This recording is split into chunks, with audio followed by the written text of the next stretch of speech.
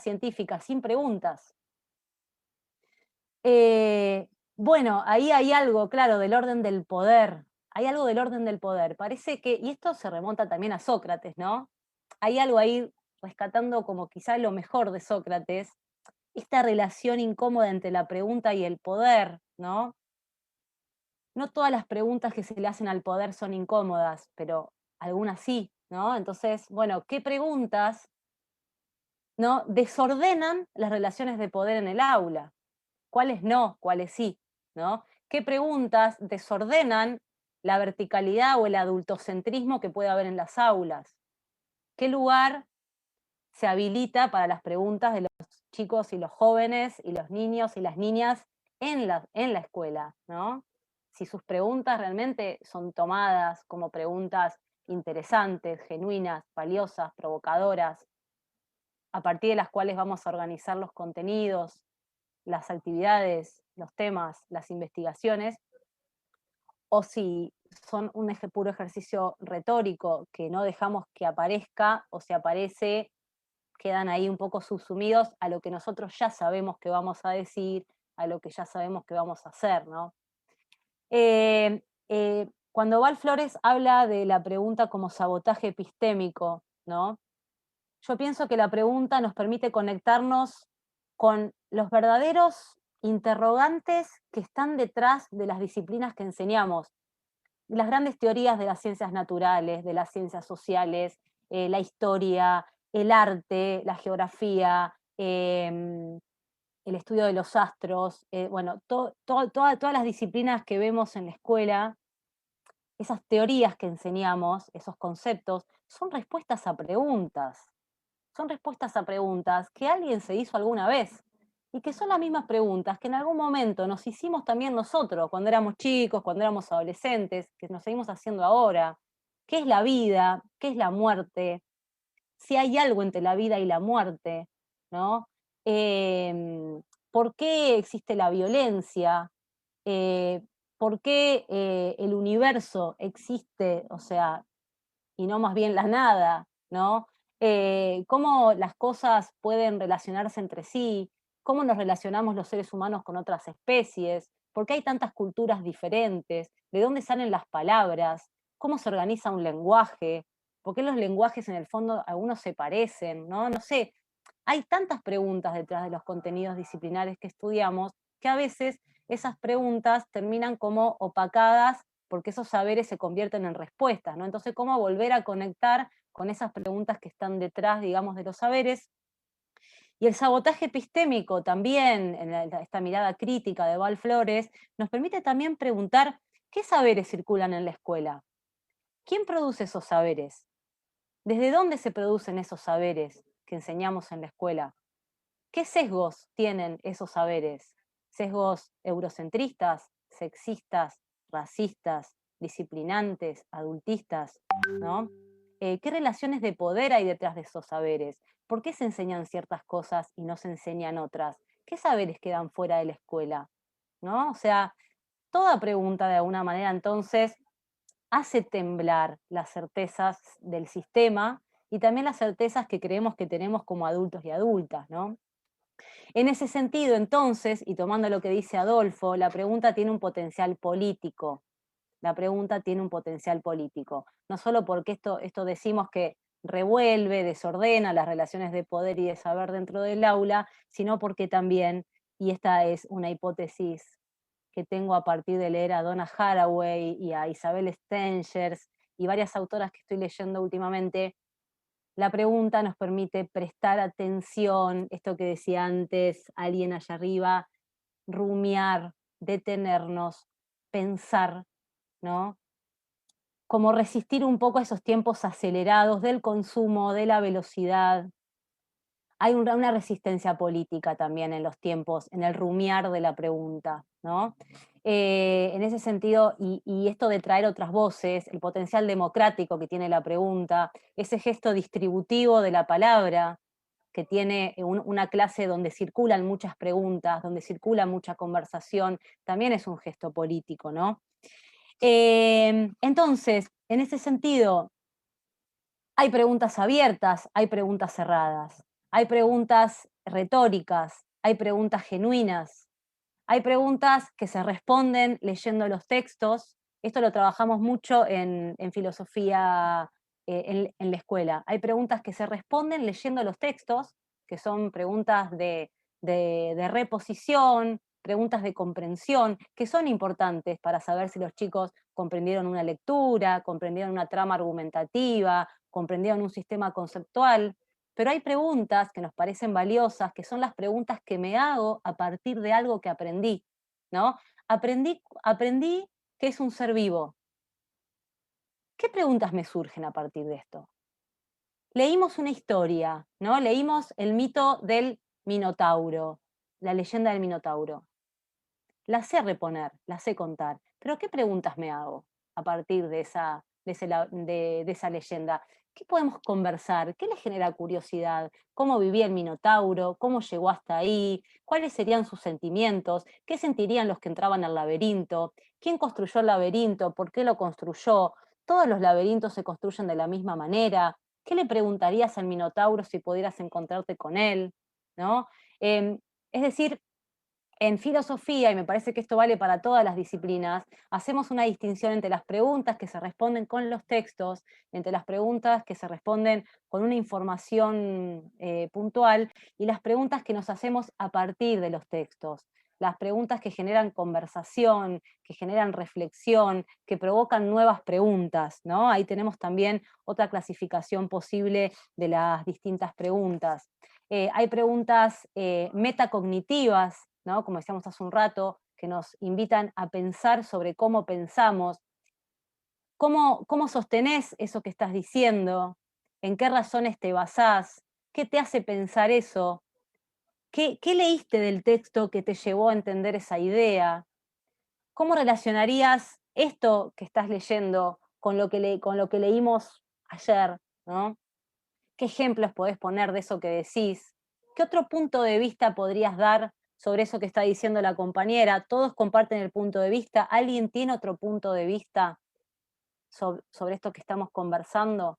¿No? O sea, las preguntas también pueden ser preguntas que orientan la conversación, ¿no? Si bien la conversación suele tener un sesgo espontáneo, ¿no? Un rasgo espontáneo, las conversaciones que se dan en el aula se enriquecen cuando hay buenas preguntas que las motorizan, ¿no? Se enriquecen, se potencian, sí, se articulan, ¿no? En relación a un hilo, a un eje en común, a algo que nos permita ir aumentando el conocimiento que tenemos sobre un tema. Hay preguntas genuinas y no genuinas, ya lo dijimos. Eh, Hay preguntas orales y preguntas escritas, un poco a eso quería ir, ¿no? Nosotros estamos viviendo épocas de pandemia y épocas de una disputa entre la virtualidad y la presencialidad y estamos tratando de hacer, es como diría Inés Dussel, hacer escuela por los medios que podemos, ¿no? Hacer escuela como podemos, sostener el espacio de la escuela. Entonces creo que nos podemos preguntar cómo sostener el espíritu de la pregunta, cómo sostener las preguntas, incluso cuando no estamos compartiendo un aula física, ¿no? O sea, la pregunta puede igualmente tener su potencia en estos tiempos excepcionales que vivimos. Por eso me parece importante distinguir entre la pregunta oral y la pregunta escrita. Una cosa es la pregunta que nos hacemos en la conversación, una pregunta que yo hago para que los estudiantes respondan, una pregunta que hago para que los estudiantes conversen, una pregunta que los estudiantes me hacen para que yo les diga lo que pienso sobre un tema o les dé una respuesta, una pregunta que nos lleva a investigar sobre una cuestión. Pueden ser preguntas orales, pero también existen las preguntas escritas, preguntas, por ejemplo, digo, como para ir compartiendo algunas ideas, porque si no me voy a quedar sin tiempo, ¿no? Algunas ideas que podemos tomar para el aula. Por ejemplo, dedicarnos a trabajar con los estudiantes las preguntas. Hablamos hace un rato de la pregunta como un fin en sí mismo, ¿no? Esto que alguien preguntaba si las preguntas tienen respuestas, ¿no? Es decir, eh, Quizá hay preguntas que no tienen respuestas, quizá hay preguntas que tienen muchísimas respuestas, quizá hay preguntas que son prácticamente imposibles de responder, pero me parece que lo importante es poder pensar también en la pregunta como un gesto en sí mismo, que la pregunta puede mejorarse, la pregunta puede complejizarse, la pregunta puede reformularse. Eh, una clase donde solo hagamos preguntas probablemente nos ayuda a pensar un montón, aunque no aparezca ninguna respuesta. La pregunta aumenta el pensamiento. Entonces, hay ciertos ejercicios que se pueden hacer. Por ejemplo, en nivel inicial y en primaria, en los primeros años de primaria, trabajar con los chicos, qué es preguntar, trabajar con el signo de pregunta, que se familiaricen con lo que es el signo de pregunta, con lo que implica preguntar, que no todas las preguntas son iguales, que ellos se den cuenta que no todas las preguntas son iguales, que hay preguntas que se responden leyendo el libro, hay preguntas que se responden preguntándole a alguien, hay preguntas que se responden conversando, hay preguntas que se responden pensando, que no hay otra forma de encontrar la respuesta que no sea pensando, ¿no? Por ejemplo, una actividad linda es trabajar con los chicos las diferentes partículas interrogativas. No es lo mismo una pregunta que empieza con cómo, como con una pregunta que empieza con por qué, o una pregunta que empieza con dónde. Son preguntas distintas. Plantear algunos ejemplos de preguntas que empiezan con dónde, con por qué, para qué, cómo, pensar cuáles son más difíciles de responder, si algunas son más difíciles de responder, ¿no? Leer un cuento, ¿no? Y ver qué preguntas se nos vienen a la cabeza después de leer este cuento. ¿Cuáles de esas preguntas se pueden responder volviendo a leer el cuento y cuáles tenemos que conversar para poder responderlas? ¿Cuántas respuestas posibles hay a esa pregunta que hicimos? En filosofía trabajamos mucho la agenda de preguntas. Hacer un listado de todas las preguntas que se nos ocurrieron a partir de un texto y después empezar a pensar, esta es más difícil, esta tiene muchas respuestas, esta se responde leyendo el texto, esta tenemos que conversar, pedirles que planteen ellos preguntas, pedirles que piensen, por ejemplo, preguntas imposibles de responder, preguntas facilísimas de responder, preguntas difíciles de responder, pero no imposibles. Es decir, ir trabajando ahí los tonos de la pregunta, porque la pregunta, si bien parece un gesto espontáneo, es un gesto que también se puede trabajar y se puede pulir y se puede afinar, ¿no? Bueno, hay riesgos también de caer en la artificialidad, pero esos riesgos siempre están, ¿no? De que la pregunta sea forzada, eso también puede pasar, ¿no? Bueno, también tener cuidado con no forzar preguntas que no salen de un deseo genuino de saber. Em, por ejemplo, también hacerle preguntas a un objeto, hacerle preguntas a una imagen, ¿no? Hacerle preguntas a un personaje de la ficción, ¿qué preguntas le harías al personaje de este cuento? Hacerse preguntas a uno mismo, si tuvieras que hacerte una entrevista a vos mismo, ¿qué preguntas te harías? ¿No? ¿Qué preguntas te gustaría que te hagan? ¿Qué preguntas te hiciste en el último año? ¿Qué preguntas te disparó la pandemia? ¿No? Es decir, un último ejercicio ahí antes que lo voy viendo a Tomás, que seguramente me voy quedando sin tiempo. Un ejercicio que solemos hacer mucho también a nivel superior es hacer ronda de preguntas, hacer cadáver exquisito de preguntas, hacer una, como hicieron ustedes en el chat, empezar por un tema, las preguntas, y plantear una primera pregunta y que el siguiente compañero le haga una pregunta a la pregunta que yo hice.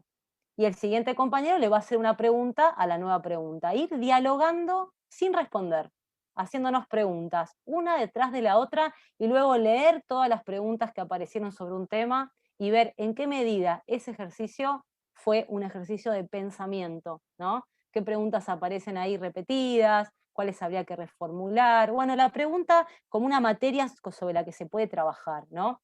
Y la pregunta también, la pregunta escrita, cuando planteamos consignas de escritura, guías de lectura, preguntas para escribir a partir de ellas, también la pregunta cuando, por ejemplo, yo les pregunto a los chicos, bueno, ¿qué, qué nuevas preguntas te aparecieron en pandemia que el año pasado no te hubieras hecho?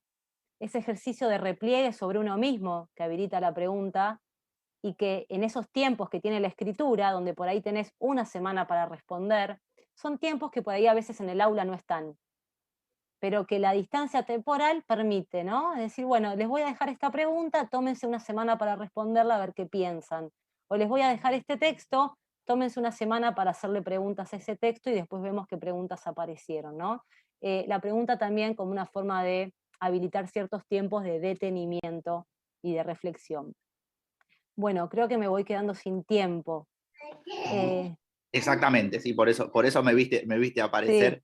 sí, Eh, sí. la realidad es que era para aplaudir, creo que la gente que está del otro lado está aplaudiendo. De hecho, cerramos, el último comentario que vi fue que querían ser alumnos tuyos, así que bueno, después lo vas a ver que no te estoy mintiendo, hubo muchísimos comentarios, repercusión, hasta se empezaron a responder las preguntas entre los mismos Qué participantes, bueno. por lo cual me parece Bueno, que se generó y se dio esto tan interesante que nos planteaste y que decía, creo siempre que si uno lo disfruta es porque muchos lo están disfrutando y yo lo disfruté escuchándote y la gente creo que también, de hecho ya empezaron a agradecerte por el espacio, pensaba lo importante, el valor que tiene la pregunta en tantas cosas, por supuesto, pero en algo que me está interpelando últimamente, el desarrollo del lenguaje. Digo, muchísimas veces se dice más que a los nenes no hay que hablarles, sino que hay que preguntarles, hay que generar diálogos y conversaciones, y entonces me parece que es hiper interesante tener este espacio de preguntarse sobre las preguntas, sobre el valor que tienen y de que muchas veces hacemos cosas de manera inconsciente, sin darnos cuenta, y tiene muchísimo valor. Detenernos a pensar un poco en esto me parece que está buenísimo para mejorar nuestra práctica cotidiana como docentes, pero también en nuestra vida, en nuestra familia, con nuestros niños, con nuestras niñas. Así que te agradezco, Ángela, después vas a poder ver, ahí te están pidiendo en redes, si podías después comentar cuestiones de bibliografía o algunos otros libros que no mencionaste o los mismos que mencionaste para contarlos. Esto queda colgado, eso les cuento también a la gente que está en redes sociales. Te cuento a vos, Ángela, que vas a tener ahí para responder, si querés, en algún momento, bien. todas las inquietudes que fueron surgiendo. Aprovecho también el momento para invitarlas a la semana que viene. Vamos a tener un taller sobre prácticas inclusivas en el aula, así que queda la invitación realizada. Queda el agradecimiento hecho para vos, Ángela. Te dejo para que te puedas despedir y nos vemos entonces el jueves que viene. Bueno, gracias Tomás y gracias a todas las personas que están ahí del otro lado. La verdad me lo perdí, me encanta ir viendo todo lo que aparece siempre en el chat, en estas clases virtuales. Lo que más me gusta es ver todo el movimiento que puede haber en los chats, que eso también creo que recupera un poco lo vivo del aula, así que ya voy a leer todo lo que fueron poniendo, lo que fueron escribiendo ahí.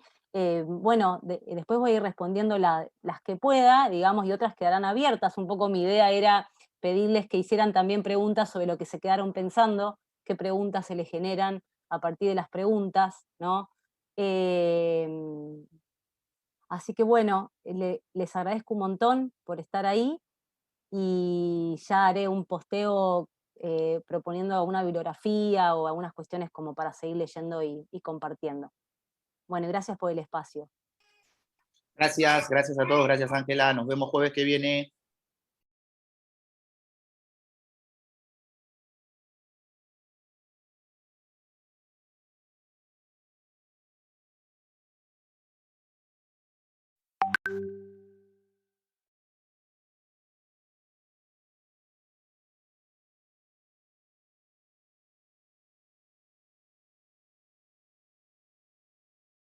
Que están ahí con nosotros y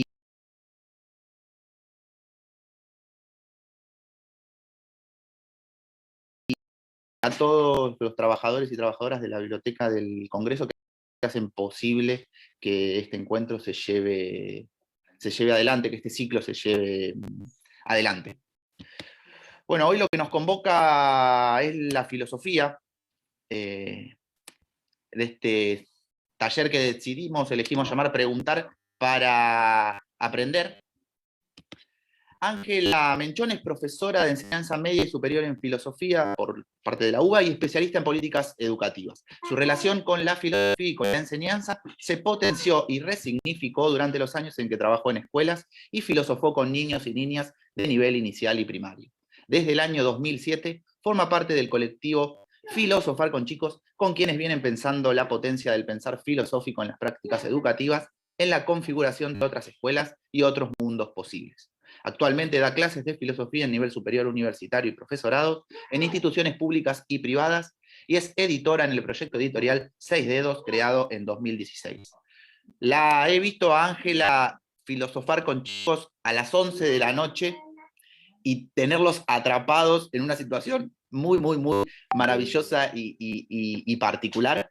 Así que vamos a disfrutar juntos este espacio, este encuentro, esta posibilidad que nos dio y nos da Ángela. Así que, Ángela, todo tuyo. Te agradezco por darnos esta posibilidad, por sumarte a este espacio y allá vamos. Bueno, gracias Tomás. ¿Cómo están? Buenas tardes. Bueno, gracias por estar ahí del otro lado. Acá Tomás me va a ir como haciendo un poquito de intermediario entre lo que va pasando en las redes y bueno, él me va a ir contando si aparecen preguntas, si aparecen comentarios. Así que bueno, aquí estoy. Gracias por estar ahí del otro lado. Bueno, el tema que nos convoca es la pregunta. Como ya dijo Tomás, yo vengo del campo de la filosofía, soy profesora de filosofía, y bueno, probablemente sabrán, y si no, no vale, o sea, nunca está de más recordarlo, la pregunta es fundamental para la filosofía, ¿no? Si bien la pregunta atraviesa todas las disciplinas, creo que la filosofía tiene una relación particular con ella, pero en este espacio, en este encuentro, en este taller, mi intención no es hablar solamente de la relación de la filosofía con las preguntas, sino principalmente de la resonancia de las preguntas en el aula, ¿no? O sea, tomando todo lo que he podido tomar de la filosofía, pero también reflexionando desde algunos también aspectos didácticos, pedagógicos, incluso políticos, ¿no? Me interesa pensar el potencial que tienen las preguntas en las aulas, en las clases, en el intercambio entre docentes y estudiantes, en todos los niveles educativos y desde todas estas aristas que les acabo de comentar. El tema, como hablábamos hace un rato con Tomás, yo le decía, el tema es amplio, o sea, pretendo abarcar un gesto que atraviesa la historia de la humanidad, pero vamos a ver cómo podemos recortarlo, seguramente queden muchas preguntas abiertas, y eso también es un poco la idea, la intención de este encuentro, que también parte un poco de la hipótesis de que la pregunta es un acto de pensamiento en sí mismo, ¿no? No siempre la pregunta está ahí para ser respondida, las preguntas no necesariamente valen por las respuestas que pueden suscitar, sino que las preguntas también son ejercicios del pensar, ejercicios de la mirada, ejercicios de la curiosidad, ejercicios de la atención, ¿no? Entonces, desde ahí me interesa que pensemos hoy este particular acto que es el de preguntar. Quería empezar leyendo dos citas, voy a ir como dialogando con autores y con autoras me han venido acompañando todo este tiempo y que arman un poco la constelación que me precede. Estoy como conversando con ustedes, pero también estoy conversando con ellos y ellas en los libros que acá me rodean. Voy a leer dos citas particularmente, que un poco marcan lo que va a ser el espíritu, digamos, de esta charla, de este taller, de este intercambio. Que es un taller, yo voy a reflexionar mucho desde un lugar teórico, pero siempre pensando en la práctica, y al final del encuentro vamos a pensar también a unas ideas, bueno, prácticas, ¿no? También creo que la idea es pensar colectivamente la potencia de las preguntas, para que después cada uno, cada una, desde su propia disciplina, desde el propio nivel educativo en el que trabaja, pueda pensar, bueno, a ver, qué preguntas hago, qué potencia tienen, cómo puedo revisar, cómo puedo mejorar las preguntas que hago en relación a los contenidos, la mirada específica de las disciplinas en que cada quien anda, ¿no? Anda enseñando. Bueno, las dos citas son las siguientes. Una es de Oscar Brenifier, un filósofo francés. Está tomada de un texto que se llama Cómo evitar las preguntas de los niños. un título irónico, provocativo y un texto muy interesante que pueden encontrar en las redes sobre la relación que a veces se da entre las preguntas de las niñeces y las respuestas que adultos y adultas generamos frente a esas preguntas, ¿no? Que de alguna manera a veces los adultos pensamos que las preguntas que los niños hacen demandan respuestas y tienen que ver con que nos ponen en un lugar de saber, y eso podemos deconstruirlo, ¿no? No necesariamente cuando un niño o una niña nos pregunta algo es porque quiere que le digamos la respuesta. Quizá también es una invitación a conversar, ¿no? Vamos a ir ahí también por ese eje de análisis. La cita dice así: el hecho de preguntar es una experiencia del espíritu, una herramienta que permite explorar los límites del conocimiento y de la comprensión. Así que es crucial que el adulto confiese de vez en cuando al niño que no puede responder a todas las preguntas, sea porque no conoce la respuesta, sea porque no hay respuesta precisa o que convenga plenamente, y explicarle que en ese caso la pregunta debe resultar satisfactoria en sí misma, aunque sea provisionalmente, como garantía de un espíritu vivo. La otra cita es de Val Flores, pedagoga, activista argentina, que para mí escribe maravillosamente. Esta cita está tomada de un texto que se llama La pregunta como sabotaje epistémico, un concepto que también quisiera tomar en este espacio cuando hablemos del potencial político de las preguntas en el aula. Eh, la pregunta como sabotaje epistémico, fíjense qué linda idea. La cita dice lo siguiente: ¿puede ser la lengua pedagógica una lengua trastornada de preguntas y no de certezas autoevidentes? ¿Lo puede tolerar nuestro hábitus pedagógico colonial? Contundente Valflores con esas preguntas para pensar en nuestras preguntas, ¿no? Bien, la primera hipótesis que quiero plantear antes de pedirles que hagan un pequeño ejercicio es que la pregunta no puede pensarse en abstracto, ¿no? O sea, no, porque hay muchísimas modalidades que la pregunta puede adquirir. Ya dije hace un rato que la pregunta forma parte de la experiencia humana. Los seres humanos nos hemos hecho preguntas desde comienzos de la humanidad y todas las disciplinas, todas las prácticas, todas las relaciones implican de alguna manera preguntas. Por eso me interesa pensar la pregunta como una práctica situada, ¿no? O sea, no todas las preguntas son iguales, puede que haya algo en común entre todas las preguntas si universalizamos, digamos, el gesto, pero me interesa particularmente pensar la pregunta como una práctica situada que depende dónde se pregunte, quién pregunta, qué lugar ocupa aquel que pregunta, si tiene algún tipo de relación de poder, si ocupa algún lugar especial de saber, eh, con qué tono se pregunta, en qué clima se pregunta, qué se hace con eso que se pregunta, a quién se le pregunta, para qué se pregunta, ¿no?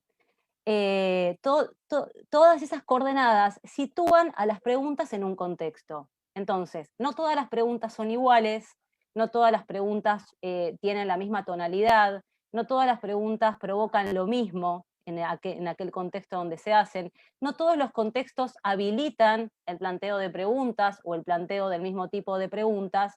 En ese sentido, entonces, la idea de pensar hoy es qué tonalidad adquieren las preguntas que hacemos en el aula en distintos niveles educativos, las preguntas que hacemos les docentes y las preguntas que niñes y jóvenes hacen en las aulas. ¿Qué hacemos también los docentes con esas preguntas que hacen los estudiantes? ¿Qué tipo de preguntas hacemos y qué tipo de preguntas propiciamos, ¿no? O sea, un poco esa es la invitación. Para eso vamos a tener que desmenuzar un poco eh, los tipos de preguntas que existen. La idea de este espacio no es dar recetas sobre cómo hacer mejores preguntas, podríamos pensar algunas pistas, sino tener una práctica de elucidación crítica, ¿no? De la elucidación como esta idea de saber lo que hacemos, pensar lo que sabemos, saber lo que hacemos, pensar lo que sabemos, pensar en cómo preguntarnos, en cómo preguntamos, preguntarnos acerca de las preguntas que hacemos, ¿no? Es decir, hacer como una especie de analítica de las preguntas, poner atención a las preguntas que hacemos y en ese sentido poder generar mejores prácticas interrogativas en el aula, interrogantes, ¿no? Que puedan potenciar el pensamiento, porque un poco de eso se trata, ¿no? El potencial de las preguntas, entre otras cosas, tiene que ver en potenciar el pensamiento. Hace un rato yo les contaba que vengo del palo, siempre digo yo, del campo, de la disciplina de la filosofía. Entré a la Facultad de Filosofía con un montón de preguntas que me hacía como adolescente. Me encontré un montón de respuestas. Algunas de esas respuestas eran respuestas a preguntas que yo no había hecho. Algunas preguntas que yo me había hecho no encontraron respuesta en la formación. Pero mi experiencia con la filosofía y con las preguntas se transformó cuando entré en contacto con la filosofía con niños y niñas. Cuando, por cosas de la vida, me interesé en qué sería este encuentro de la filosofía en la infancia y me encontré dando clases de filosofía en la escuela primaria. Tuve muchos años dando clase de filosofía en la escuela primaria, tuve una corta experiencia en el nivel inicial, también interesante, movilizante, y lo que aprendí dando clases de filosofía con niños y niñas en la escuela es que no se puede hacer filosofía con niños y niñas sin preguntas, ¿no? Porque una clase de filosofía en la escuela es una clase donde conversamos a partir de preguntas que los chicos y las chicas hacen a partir de recursos que llevamos, de textos, de juegos, de imágenes, de canciones, de disparadores de distinto tipo. ¿Qué es planificar una clase de filosofía en la escuela? Es buscar recursos interesantes para pensar, buscar disparadores interesantes para fomentar el pensamiento y trabajar minuciosamente el tipo de preguntas que podemos hacernos a partir de esos materiales y conversar a partir de lo que, de las dudas, de las inquietudes, de los deseos de saber, de la curiosidad, que esos materiales, disparadores, recursos, como quisiéramos llamarlos, generan en el aula pensada como una comunidad de conversación, como una comunidad de investigación, como una comunidad de indagación. Ahí aprendí que tenía que repensar toda mi relación con la filosofía, pensando cuáles eran las preguntas, los problemas que ardían detrás de las teorías que yo había estudiado. Las preguntas por el tiempo, las preguntas por la identidad, las preguntas por el cuerpo, las preguntas por el amor, las preguntas por la vida, las preguntas por la muerte. Todas esas teorías que yo había aprendido, tenía que buscar cuáles eran las preguntas que estaban vivas ahí atrás. Y por otro lado, escuchar las preguntas de los niños y de las niñas con oído filosófico para poder encontrar ahí, ¿no?, cuáles eran las problemáticas filosóficas que los niños y las niñas planteaban desde las propias preguntas que a ellos los textos, las lecturas, las conversaciones les generaban. Así que en ese sentido empecé a pensar que la pregunta puede realmente transformar nuestra relación con el conocimiento, la pregunta puede transformar nuestra relación con el saber, la pregunta puede transformar nuestra relación con los demás, ¿no? Con los demás y puede potenciar el pensamiento colectivo. Eh, También aprendí, haciendo filosofía en las aulas de la escuela, primaria particularmente, que hay ciertas condiciones que se requieren para que las preguntas puedan aflorar, ciertas condiciones de posibilidad. Hay una figura en la historia de la filosofía occidental, en la tradición filosófica occidental, que se suele tomar como el modelo del docente que hace preguntas, ¿no? El docente ignorante que enseña a través de las preguntas y que ayuda a los demás a pensar.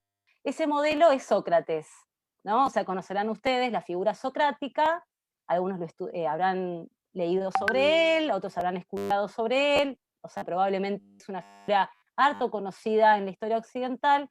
La idea de Sócrates como el tábano que provoca con preguntas suele pensarse como, ¿no?, el modelo, una enseñanza dialógica, una enseñanza basada en preguntas. Hace un tiempo, con mis compañeros de colectivo, que ya acaba de nombrar Tomás, Filosofar con Chiques, llegamos a la conclusión, también leyendo a Rancière y las críticas que Rancière le hace a Sócrates, llegamos a la conclusión que la figura socrática tenía ciertos problemas a la hora de pensar las preguntas, o que tenía que repensarse un poco, porque empezamos a pensar cuál era el clima que Sócrates generaba con sus preguntas inquisitorias, con su carácter de tábano en aquellos con los que hablaba. Y a partir de pensar en esa figura de Sócrates, llegamos a la conclusión de que hay dos condiciones que se necesitan para que el aula sea realmente un espacio donde florezcan preguntas. Esas dos condiciones son incomodidad intelectual, estar incómodos con lo que sabemos sobre el mundo, incómodos con lo que se nos ha presentado como cierto, ¿no? Incómodos con las respuestas que hemos recibido hasta el momento, pero al mismo tiempo se requiere de cierta comodidad afectiva, estar cómodos, estar en confianza, en un clima afectivo donde yo pueda preguntar lo que sea sin sentirme burlado, o sin sentirme tonta, o sin sentirme ignorante, sin que la ignorancia sea un problema, ¿no? Entonces, la comodidad afectiva es ese clima afectivo que se requiere en el aula para poder para que nazcan ahí las preguntas que invitan a pensar. Entonces, desde esas coordenadas también me interesa pensar, bueno, ¿cuáles son los climas áulicos que podemos generar para que sea como más eh, un hábitat donde la pregunta pueda florecer y donde las prácticas curiosas puedan realmente llevarse a cabo, ¿no? En ese sentido, yo me hice algunas preguntas para conversar hoy, pero les quería proponer, ahora supongo que ya pasó un tiempito, ya se habrán ido sumando bastantes personas, les quería proponer que ustedes me cuenten, ustedes están acá, eso significa que tienen interés, que les llama la atención, que hay un deseo, una curiosidad de saber algo más, de aprender algo más, de pensar algo más en torno a lo que es preguntar en el aula. Me gustaría que ustedes piensen cuáles son las preguntas que a ustedes se les vienen a la cabeza sobre las preguntas. ¿Qué preguntas tienen ustedes? ¿Qué preguntas genuinas? ¿Qué les da curiosidad? ¿Qué realmente quieren pensar, ¿no? Conmigo, con los colegas, solos, solas, sobre el hecho de preguntar. Entonces me gustaría que empecemos este encuentro que ya empezó hace rato, pero yo siempre lo voy a estar como que estamos empezando, a lo Macedonio Fernández, ¿no? Estamos presentando siempre algo que está por empezar, pero que ya empezó. Me gustaría que ustedes piensen cuáles son las preguntas que tienen sobre el preguntar y que las compartan ahí en la red si pueden, o que las hagan y las guarden. Yo en algún momento voy a hacer algo con eso. Tomás me va a ir contando. No voy a tomar una por una y responder una por una, porque la idea es pensar que ya cuando hacemos preguntas estamos pensando. Algunas de las respuestas a esas preguntas aparecerán en la conversación, otras de esas preguntas quedarán para seguir pensando después. Las preguntas que yo me hice mientras ustedes van pensando sus preguntas, les doy un tiempito. Ahora debería quedarme callada, porque también es importante para que haya preguntas dar tiempo. La pregunta requiere tiempo. Vivimos en tiempos muy acelerados, donde no solo queremos las respuestas ya, sino nos cuesta prestar atención, nos cuesta detenernos, vivimos bombardeados de estímulos, ¿no? Para que las preguntas florezcan en el aula también hay que tener una especie de paciencia, ¿no? Silvio Gallo habla de la paciencia del concepto. Es un filósofo que también me gusta mucho, habla sobre la didáctica de la filosofía. El tiempo de la pregunta es el tiempo de la espera, de la paciencia del concepto, de masticar un poco qué pienso, conectarme realmente con lo que quiero saber, conectarme realmente con lo que quiero pensar. Para hacer preguntas hay que tender un puente entre lo que se sabe y lo que no se sabe todavía.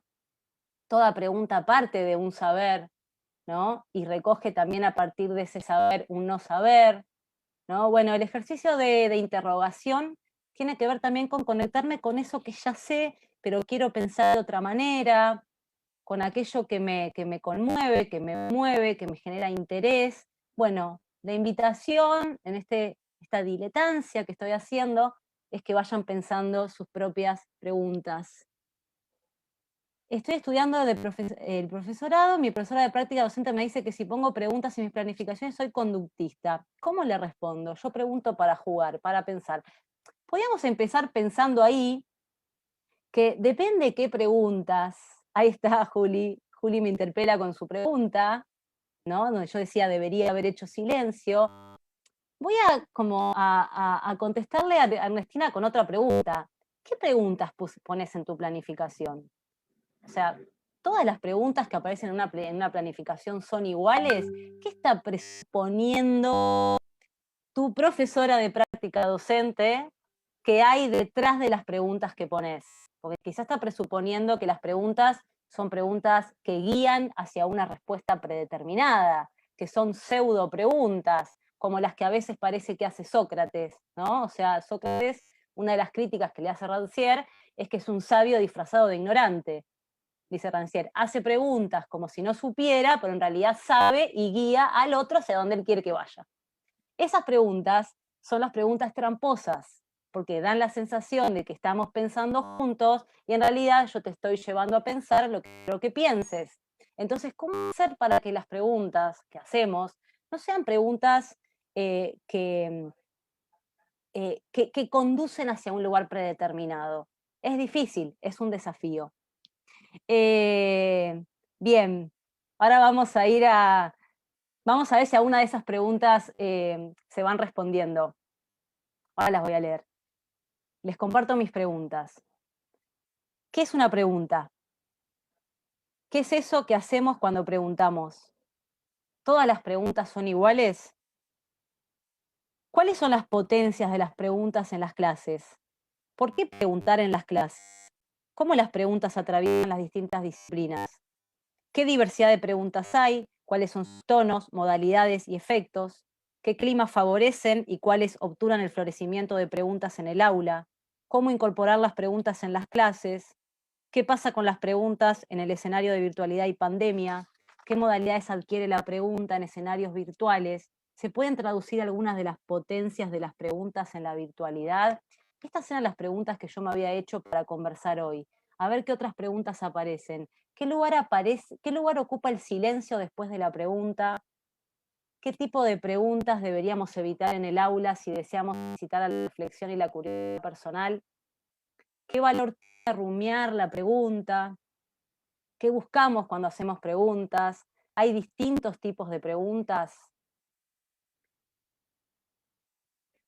Yo les comentaba hace un rato que el texto de Brenifier se llama ¿Cómo evitar las preguntas de los niños? Y yo diría que el texto podría llamarse ¿Qué actitudes evitar si queremos que los niños pregunten? ¿No? Brenifier habla ahí, por ejemplo, de dar respuestas rápidas, ignorar la pregunta, subestimar las preguntas de los chicos, ¿no? Podríamos pensar eso también en cuáles son las preguntas que obturan el pensamiento y cuáles son las preguntas que potencian el pensamiento, ¿no? Hay distintos tipos de preguntas. No todas las preguntas son iguales. Incluso depende el clima, depende el contexto, depende de cómo haga las preguntas. Una pregunta cerrada puede volverse abierta, una pregunta retórica puede volverse una pregunta de indagación, una pregunta incómoda, puede verse una pregunta que genere un clima de comodidad afectiva para hablar, ¿no? Para conversar. Las preguntas tienen respuestas. Digo, ¿la pregunta necesariamente vale por la respuesta que tiene? ¿No? Esos distintos tipos de preguntas que existen, ¿son distintos tipos de preguntas en relación a las respuestas que tienen o en relación a qué cosa? ¿Cómo podríamos clasificar las preguntas? Bueno, ahora voy a hablar un poco de eso, porque hay varios autores que han hecho clasificaciones de las preguntas en distintos tipos, y a partir de pensar en esa clasificación de preguntas, ahí podemos retomar algunas de las preguntas que ustedes hacen. ¿Cuál de esas podríamos evitar? ¿Cuál de esas podríamos potenciar? ¿No? Así que iremos hacia eso. Digamos, cuando pensamos en qué significa preguntar, yo estoy pensando en tres cosas. A ver si esto da algunas pistas. Estoy pensando que preguntar no es solamente una herramienta, sino que preguntar es el ejercicio de una mirada que nos permite poner atención en las cosas, que nos permite mirar con atención lo que habitualmente no miramos, que nos permite prestar atención a aquellas cosas del mundo que nos parecen obvias, que nos permiten repensar los contenidos que creemos que ya sabemos, ¿no? O sea, la pregunta como un ejercicio de la mirada maravillada. La pregunta, si quieren, acá, como decía la primera persona que preguntó, también como una forma de jugar, de abrirse al mundo, ¿no? De mirar por la ventana del mundo y ver qué nos maravilla todavía del mundo que está ahí, ¿no? En un mundo respondido, pensar cuáles son las preguntas que ese mundo respondido nos genera, ¿no? Entonces, la pregunta, primero, como el ejercicio de una mirada. En segundo lugar, la pregunta como una invitación a la conversación. Ahí a ver si dando alguna respuesta posible en lo que están diciendo, ¿no? Creo que las preguntas potentes son las que invitan a conversar, son las que abren una conversación donde se supone que no pensamos que uno de los que está en la conversación tiene la respuesta verdadera y los demás no, sino una pregunta genuina que me hago y que sé que el otro al quien estoy preguntando tampoco lo sabe, pero que al hacerle esa pregunta lo estoy invitando a conversar, lo estoy invitando a investigar, lo estoy invitando a buscar información, lo estoy invitando a armar hipótesis, lo estoy invitando a que leamos un libro, a ver qué dice, ¿no? A que pensemos distintas respuestas posibles, ¿no? Es decir, una pregunta es potente si nos permite ejercer esa mirada asombrada sobre el mundo, una pregunta es potente si nos permite conversar, ¿no? Una pregunta es potente si tiende un puente, esta es la tercera hipótesis que quiero plantear, que la pregunta tiende un puente entre la enseñanza y el aprendizaje. Ustedes saben, y lo habrán aprendido en didáctica, muchos de ustedes habrán aprendido esto que yo lo aprendí, me acuerdo, en didáctica general, esta idea de Fentermacher y Soltis que dice, no hay relación causal entre la enseñanza y el aprendizaje. Que alguien enseñe no es garantía de que alguien aprenda. Cuando era chica, entré a la facultad, entré a didáctica y escuché esa frase, me quedé anonadada. ¿Cómo puede ser que no haya una relación causal entre alguien que enseña y alguien que aprende? Y después lo entendí, porque para que haya aprendizaje, tiene que haber algo más que enseñanza. Tiene que haber algo en el medio para que haya aprendizaje. Tiene que haber un deseo, tiene que haber una necesidad, tiene que haber una actividad por el que aprende, tiene que haber algún tipo de apropiación, ¿no? Algún tipo de tarea activa sobre eso que el otro enseñó, sobre eso que el otro mostró, sobre eso que el otro ofreció o propuso. En ese sentido, pensar la pregunta como un puente entre la enseñanza y el aprendizaje, pensar que la pregunta nos puede incitar al deseo de saber, a la curiosidad, nos puede conectar con los saberes previos, con lo que ya traemos, con lo que nos intriga del mundo. Y en ese sentido, todo aprendizaje se puede volver más genuino, más dinámico, más propio, más emancipatorio, si quieren, ¿no? Entonces, en ese sentido, la pregunta con una mirada asombrada, la pregunta que nos invita a conversar, la pregunta que hace de puente entre la enseñanza y el aprendizaje porque incita el deseo de ser, incita la curiosidad, despierta esas preguntas que arden detrás de los contenidos. Y por último, la pregunta también como un ejercicio de pensamiento, ¿no? Como una práctica de pensamiento. Hay preguntas que nos sirven para pensar en cómo pensamos, para pensar en nuestras propias prácticas de pensamiento, ¿no? Una pregunta permite ampliar las voces, dice acá Magdalena. Bueno, podemos pensar que si una pregunta invita a conversar, una pregunta invita a que vengan otras voces a la mesa, ¿no? Si la pregunta que un docente hace a los estudiantes es una pregunta que invita a pensar, es una pregunta donde las voces se ponen en juego, donde no hay una voz autorizada que tiene la verdad y otras voces que no saben, sino que hay una búsqueda conjunta, ¿no? Por supuesto, los docentes ponen en juego sus saberes, cuando enseñan, pero también ponen en juego sus no saberes cuando enseñan también, ¿no? Ningún docente lo sabe todo. La pregunta, ayer me lo decía una alumna, que me pareció interesante, me invita a revisar lo que creo que sé. Una pregunta de un estudiante me invita a revisar lo que creo que ya sé, me invita a pensarlo de otra manera, ¿no? En ese sentido, ¿podríamos pensar que rumiar es una forma de masticar eso que ya sé y ver cuánto sé eso que ya sé, ¿no? Todas las preguntas me invitan a pensar en lo que ya sé.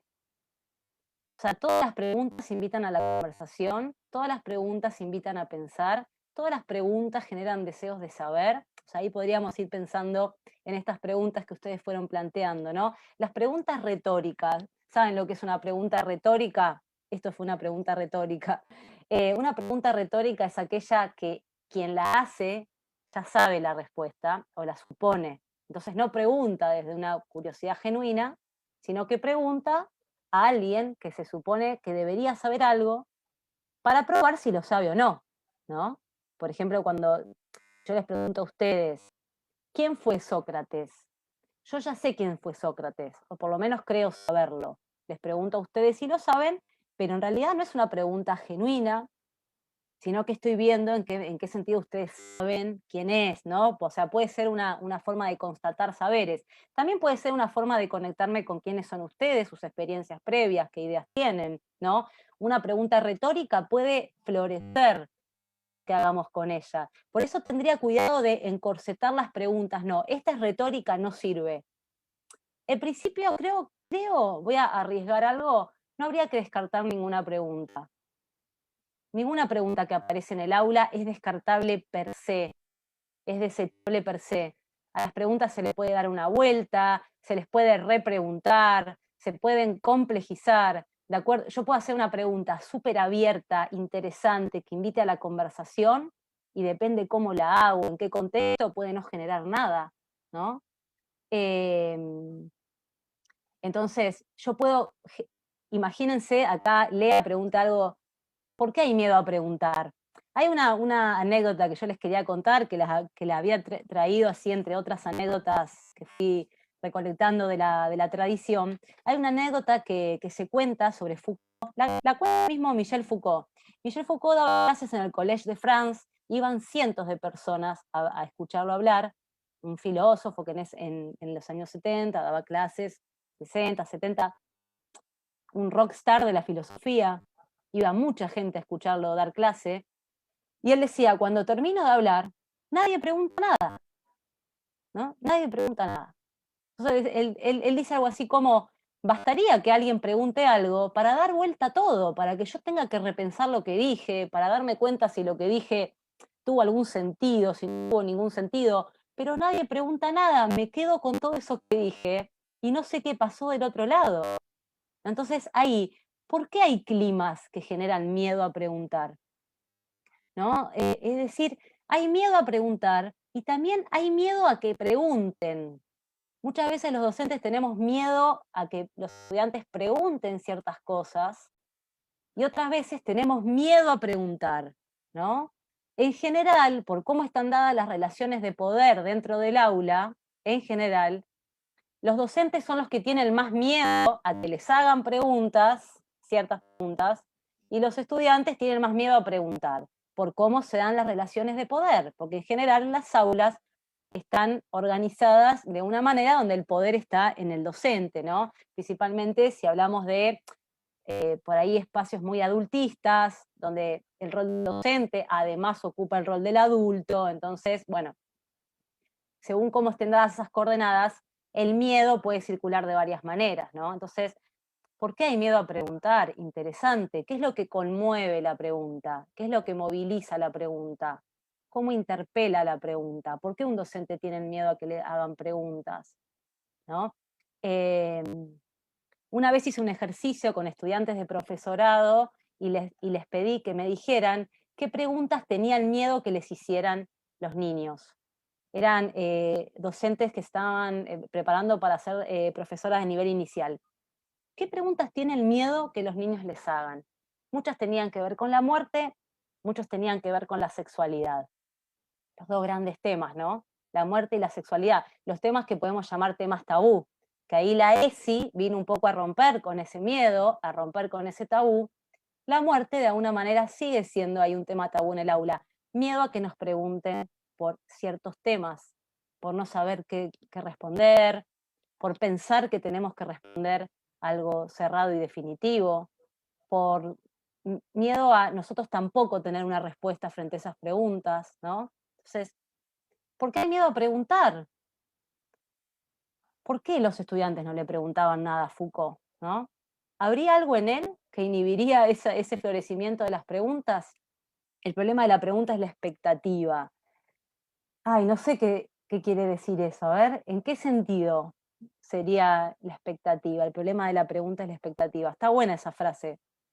Mauro, si podés completar un poco, interesante. ¿Qué expectativas hay detrás de una pregunta, no?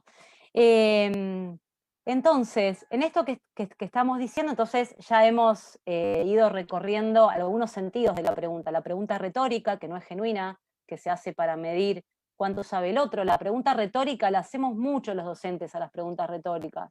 ¿Te parece bien lo que hiciste? ¿Quién es la maestra acá? ¿No? ¿Todos entendieron todo? Entonces nadie tiene ninguna duda, ¿me puedo ir tranquila a casa?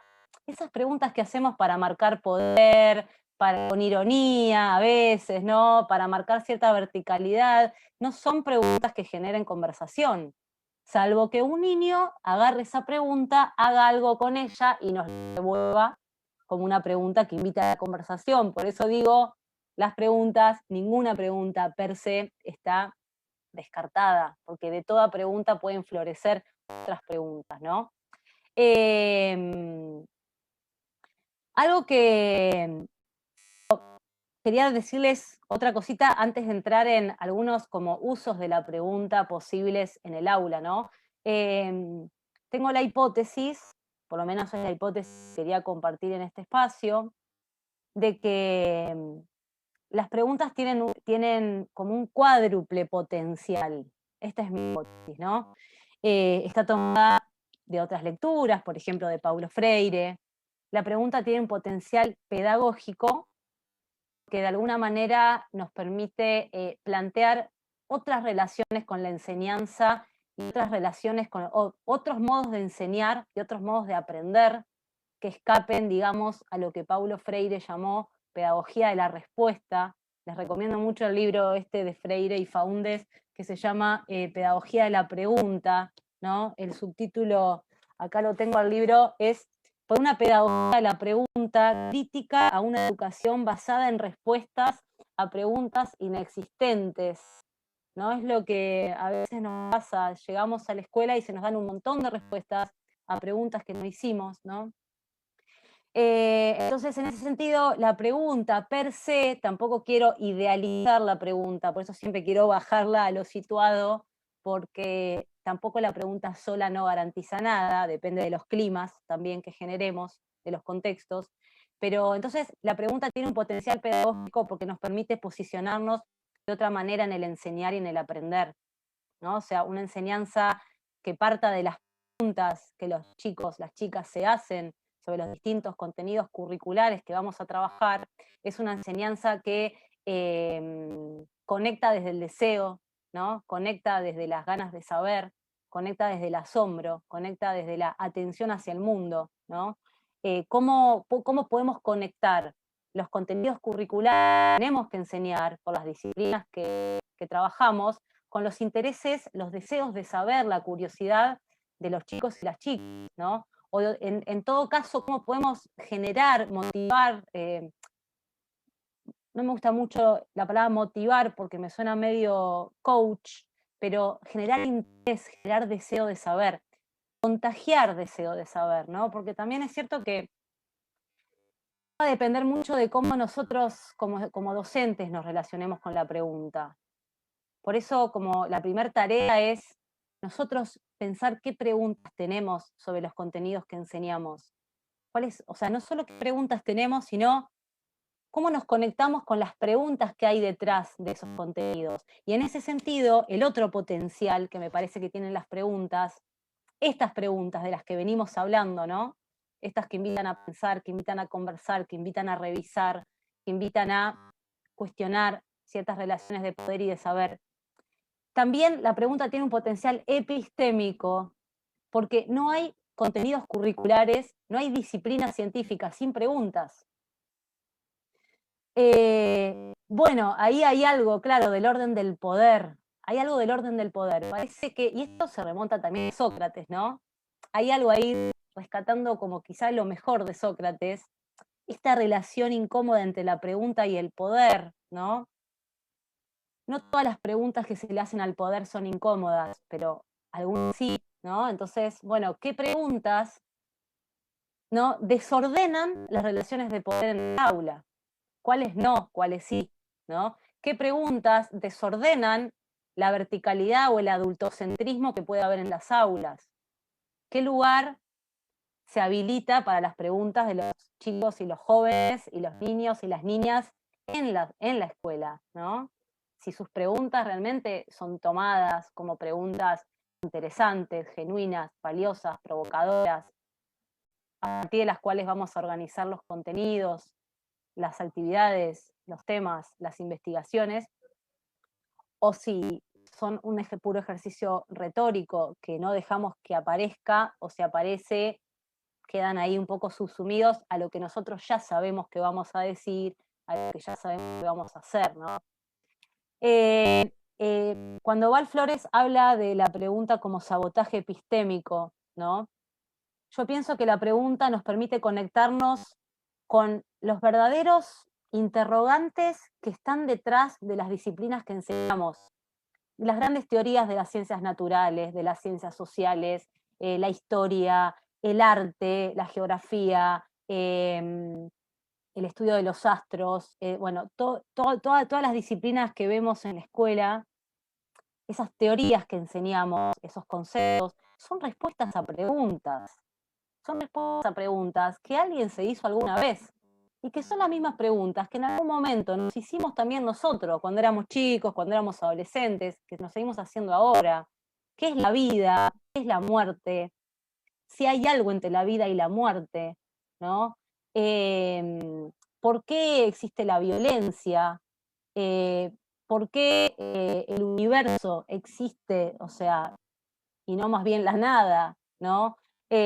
Cómo las cosas pueden relacionarse entre sí, cómo nos relacionamos los seres humanos con otras especies, por qué hay tantas culturas diferentes, de dónde salen las palabras, cómo se organiza un lenguaje, por qué los lenguajes en el fondo algunos se parecen, ¿no? No sé, hay tantas preguntas detrás de los contenidos disciplinares que estudiamos que a veces esas preguntas están como opacadas, esos saberes se convierten en respuestas, ¿no? Entonces, ¿cómo volver a conectar con esas preguntas que están detrás, digamos, de los saberes?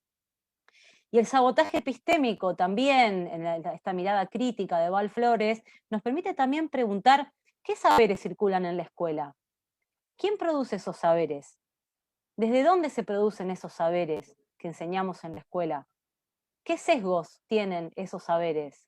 ¿Sesgos eurocentristas, sexistas, racistas, disciplinantes, adultistas? ¿No? ¿Qué relaciones de poder hay detrás de esos saberes? ¿Por qué se enseñan ciertas cosas y no se enseñan otras? ¿Qué saberes quedan fuera de la escuela? ¿No? O sea, toda pregunta de alguna manera entonces hace temblar las certezas del sistema y también las certezas que creemos que tenemos como adultos y adultas, ¿no? En ese sentido, entonces, y tomando lo que dice Adolfo, la pregunta tiene un potencial político.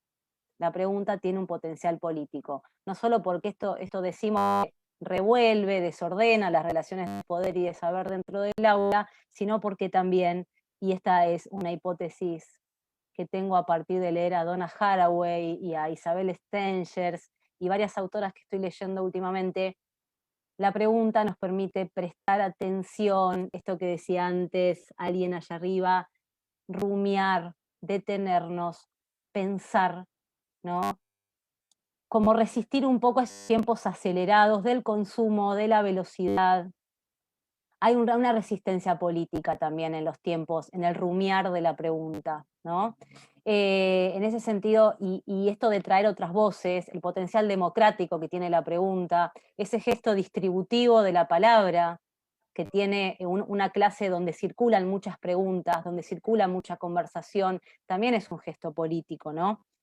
Entonces, en ese sentido, hay preguntas abiertas, hay preguntas cerradas, hay preguntas retóricas, hay preguntas genuinas, hay preguntas que se responden leyendo los textos. Esto lo trabajamos mucho en filosofía en la escuela. Hay preguntas que se responden leyendo los textos, que son preguntas de reposición, preguntas de comprensión, que son importantes para saber si los chicos comprendieron una lectura, comprendieron una trama argumentativa, comprendieron un sistema conceptual. Pero hay preguntas que nos parecen valiosas, que son las preguntas que me hago a partir de algo que aprendí, ¿no? Aprendí que es un ser vivo. ¿Qué preguntas me surgen a partir de esto? Leímos una historia, ¿no? Leímos el mito del Minotauro, la leyenda del Minotauro. La sé reponer, la sé contar, pero ¿qué preguntas me hago a partir de esa leyenda? ¿Qué podemos conversar? ¿Qué le genera curiosidad? ¿Cómo vivía el Minotauro? ¿Cómo llegó hasta ahí? ¿Cuáles serían sus sentimientos? ¿Qué sentirían los que entraban al laberinto? ¿Quién construyó el laberinto? ¿Por qué lo construyó? ¿Todos los laberintos se construyen de la misma manera? ¿Qué le preguntarías al Minotauro si pudieras encontrarte con él? ¿No? Es decir, en filosofía, y me parece que esto vale para todas las disciplinas, hacemos una distinción entre las preguntas que se responden con los textos, entre las preguntas que se responden con una información puntual y las preguntas que nos hacemos a partir de los textos. Las preguntas que generan conversación, que generan reflexión, que provocan nuevas preguntas, ¿no? Ahí tenemos también otra clasificación posible de las distintas preguntas.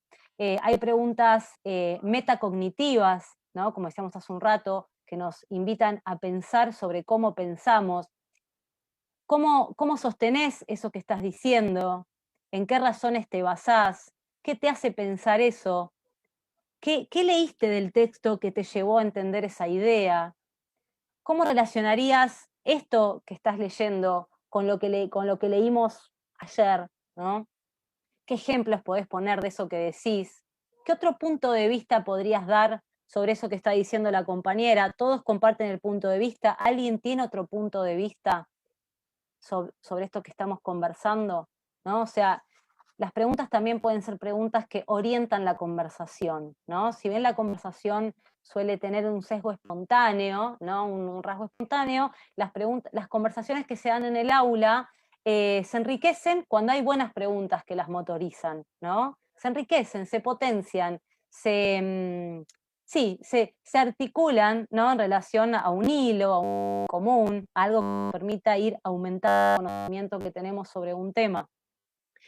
Hay preguntas genuinas y no genuinas, ya lo dijimos. Hay preguntas orales y preguntas escritas, un poco a eso quería ir, ¿no? Nosotros estamos viviendo épocas de pandemia y épocas de una disputa entre la virtualidad y la presencialidad y estamos tratando de hacer, como diría Inés Dussel, hacer escuela por los medios que podemos, ¿no? Hacer escuela como podemos, sostener el espacio de la escuela. Entonces creo que nos podemos preguntar cómo sostener el espíritu de la pregunta, cómo sostener las preguntas, incluso cuando no estamos compartiendo un aula física, ¿no? O sea, la pregunta puede igualmente tener su potencia en estos tiempos excepcionales que vivimos. Por eso me parece importante distinguir entre la pregunta oral y la pregunta escrita. Una cosa es la pregunta que nos hacemos en la conversación, una pregunta que yo hago para que los estudiantes respondan, una pregunta que hago para que los estudiantes conversen, una pregunta que los estudiantes me hacen para que yo les diga lo que pienso sobre un tema o les dé una respuesta, una pregunta que nos lleva a investigar sobre una cuestión. Pueden ser preguntas orales, pero también existen las preguntas escritas, preguntas, por ejemplo, digo como para ir compartiendo algunas ideas, porque si no me voy a quedar sin tiempo, ¿no? Algunas ideas que podemos tomar para el aula. Por ejemplo, dedicarnos a trabajar con los estudiantes las preguntas. Hablamos hace un rato de la pregunta como un fin en sí mismo, ¿no? Esto que alguien preguntaba si las preguntas tienen respuestas, ¿no? Es decir, eh, quizá hay preguntas que no tienen respuestas, quizá hay preguntas que tienen muchísimas respuestas, quizá hay preguntas que son prácticamente imposibles de responder, pero me parece que lo importante es poder pensar también en la pregunta como un gesto en sí mismo, que la pregunta puede mejorarse, la pregunta puede complejizarse, la pregunta puede reformularse. Eh, una clase donde solo hagamos preguntas probablemente nos ayuda a pensar un montón, aunque no aparezca ninguna respuesta. La pregunta aumenta el pensamiento. Entonces hay ciertos ejercicios que se pueden hacer. Por ejemplo, en nivel inicial y en primaria, en los primeros años de primaria, trabajar con los chicos, ¿qué es preguntar? Trabajar con el signo de pregunta, que se familiaricen con lo que es el signo de pregunta, con lo que implica preguntar, que no todas las preguntas son iguales, que ellos se den cuenta que no todas las preguntas son iguales, que hay preguntas que se responden leyendo el libro, hay preguntas que se responden preguntándole a alguien, hay preguntas que se responden conversando, hay preguntas que se responden pensando, que no hay otra forma de encontrar la respuesta que no sea pensando, ¿no? Por ejemplo, una actividad linda es trabajar con los chicos las diferentes partículas interrogativas. No es lo mismo una pregunta que empieza con cómo, con una pregunta que empieza con por qué, o una pregunta que empieza con dónde. Son preguntas distintas. Plantear algunos ejemplos de preguntas que empiezan con dónde, con por qué, para qué, cómo. Pensar cuáles son más difíciles de responder, si algunas son más difíciles de responder, ¿no? Leer un cuento, ¿no? Y ver qué preguntas se nos vienen a la cabeza después de leer este cuento. ¿Cuáles de esas preguntas se pueden responder volviendo a leer el cuento y cuáles tenemos que conversar para poder responderlas? ¿Cuántas respuestas posibles hay a esa pregunta que hicimos? En filosofía trabajamos mucho la agenda de preguntas. Hacer un listado de todas las preguntas que se nos ocurrieron a partir de un texto y después empezar a pensar